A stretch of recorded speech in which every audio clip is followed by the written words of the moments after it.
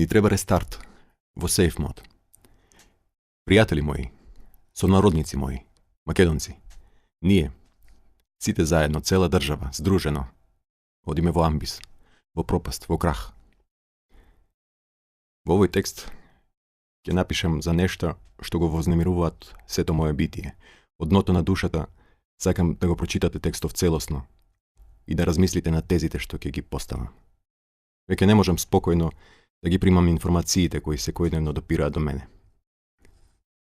Така се чувствуваме најверојатно сите, затоа што сите сме сведоци дека во нашата држава се случува нешто неординарно. Се случува се поголема поларизација на општеството. Се случува разнемитување на македонското национално ткиво. Македонците стануваат се позакрвавени помеѓу себе. Омразата, навредите и провокациите се поприсутни во социјалните и во јавните медиуми. Те се кажуваат и директно и меѓу редови. И едните, и другите кажуваат дека вистината е на нивна страна и дека нивните политички опоненти и наштетиле или се уште и нанесуваат штета на државата. Очигледно е дека двете македонски најголеми политички партии ја донесоа државата во ќорсокак. Во тој ќорсокак може да се случи голема трагедија. Се македонски судир. Судир во кој нема да има победник помеѓу нас. Сите ќе бидеме поразени. Ќе настанат немири и конфронтации. Може да настанат пресметки и екзекуции. Ќе бидат загубени човечки животи. Тие што ќе преживеат, на секаков начин ќе сакаат да се иселат од Македонија затоа што економијата ќе биде уништена, а имиџот на државата за секогаш погазен. Возможно е, во таква состојба на слабост на државата, некоја странска земја да почувствува погоден момент и под било кој предлог да окупира дел или цела територија на нашата држава. Возможно е да изгубиме државноста. Сето ова е возможно. Мислам дека сите се согласуваме за тоа. Несогласитите се јавуваат кога почнуваме да се обвинуваме меѓусебно за тоа кој е виновен. И двете страни имаат своји докази врз кои ја темелат вината на спротивната страна. Сметам дека за да се релаксира состојбата, за да се изнајде безбеден излез за сите, потребно е да се реализира сет на мерки. Секоја мерка ќе елаборирам посебно. Број 1. Носење на закони и мерки за релаксација на односите. На сите ни одговара да се релаксира притисокот кој може да доведе до експлозија. Сакаме да ги решиме недоразбирањата мирно. Или не? Овие закони треба да ги донесат пратениците и да покажат барем малку, барем трунка одговорност за иднината на државата. Број 2. Распуштање на парламентот. Парламентот веќе нема кредибилитет. Голем дел од пратениците не се во законодавниот дом, а и тие што се во него не ги представуваат граѓаните, туку партиите што ги ставиле на листа. Тие не ја контролираат владата, туку владата ги контролира нив. Освен тоа, разоткриено е криминално однесување на сите пратеници во овој, а веројатно и во претходните парламентарни состави. Пратениците добиваат нереално големи средства за покривање на надоместоците за трошоци, за користење на автомобили во лична сопственост за службени цели. Сумите доаѓаат до 20.000 евра годишно. Во членот 31 од Законот за пратеници, меѓу другото, стои дека пратеникот освен правото на лично примање, има право и на надоместок на трошокот за користење на автомобил во лична сопственост за службени цели.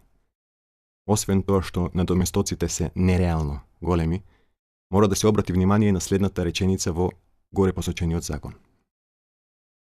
И тоа во висина од 30% од продажната цена на 1 литар гориво, според изминатиот километар за возилото кое се користи. Значи средствата што му се исплатени на пратеникот што добил да речеме 20.000 евра како надомест за трошокот за користење на автомобил во лична сопственост за службени цели, се само 30% од вкупната потрошена сума. По ова математика излегува дека целата потрошена сума од страна на пратеникот била 66.667 евра годишно. Па ако собранието надоместило 20.000 евра, произлегува дека пратеникот потрошил 46.667 евра годишно или 3.000 889 евра месечно од своји пари. И тоа приличен доход од некаде 1700 евра. Излегува дека пратениците работат со месечна загуба од некаде 2200 евра. Ова е криминал.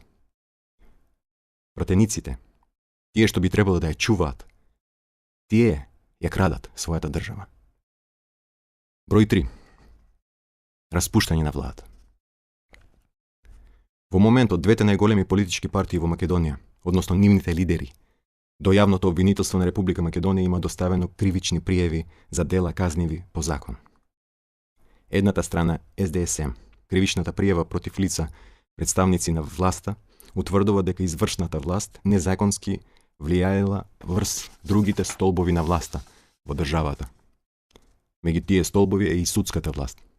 Па би било етички обвинетата страна, владата, да се повлече, да се распушти, за да покаже дека одлуките на судската власт ќе биде или ќе бидат независни, тоест донесени без притисоци.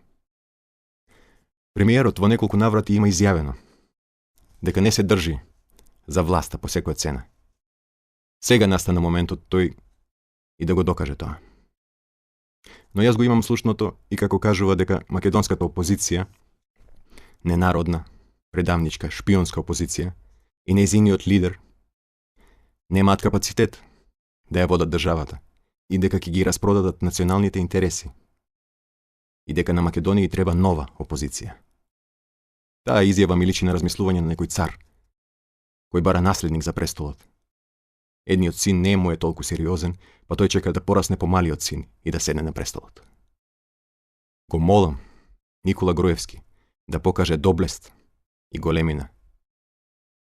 Па ако навистина поддршката на граѓаните за него и за неговата партија е толку голема, како што покажуваат разните анкети, тој со леснотија ќе ги добие наредните избори. Ќе си го обели образот и ќе ја спаси државата од возможен меѓуграѓански судир. Број 4. Избор на парламент составен од праведници. На македонското општество му требаат заеднички именители. Луѓе во кои што верува целото општество. Луѓе со голем кредибилитет, без дамки во биографиите. Луѓе што не членуваат и не членувале во политички партии. Луѓе кои веќе постигнале многу за Македонија. Таквите луѓе треба да ги предложат независни групи граѓани, кои што претходно ќе ги замолат за нивна согласност. Да се разбереме, задачата што ќе предстои пред нив ќе биде многу одговорна. Тие треба да бидат совест на Републиката. Верувам дека можеме да избереме 100 такви луѓе. Овој парламент ќе има скратен мандат. Предпоставувам дека 1 година ќе биде доволна. Парламентот треба да ги донесе следните акти. Да, прекина преговорите со Грција. Тоа е прашање кое нема решение, а сите владини гарнитури го користат за своји цели. Под Б.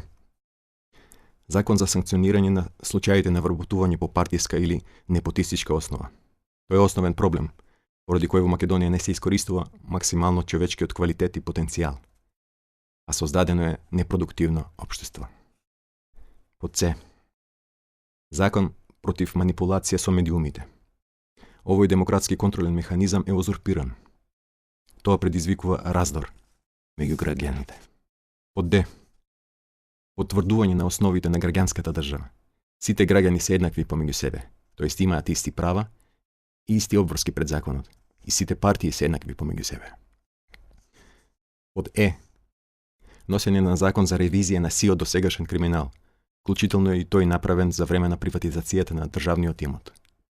Еднаш треба да се расчисти сето ѓубре од под тепихот. Под Ф. Ослободување на пратениците од стегите на партиите, преку промена на гласачкиот систем од пропорционален во мнозински или барем во пропорционален со отворени листи. Ни требаат слободни пратеници, што ќе ги представуваат граѓаните. Под Г. Закон против манипулации со граѓанските организации. И овој контролен механизам е узурпиран од политичките партии. Под Х. Создавање услови за нормални демократски парламентарни избори. прочистување на избирачкиот список и други потребни работи. 5 точка. Избор на експертска влада.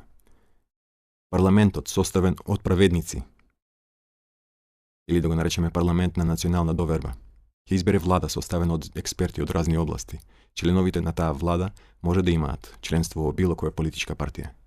Премиерот на владата треба да биде од редот на праведниците. Број 6.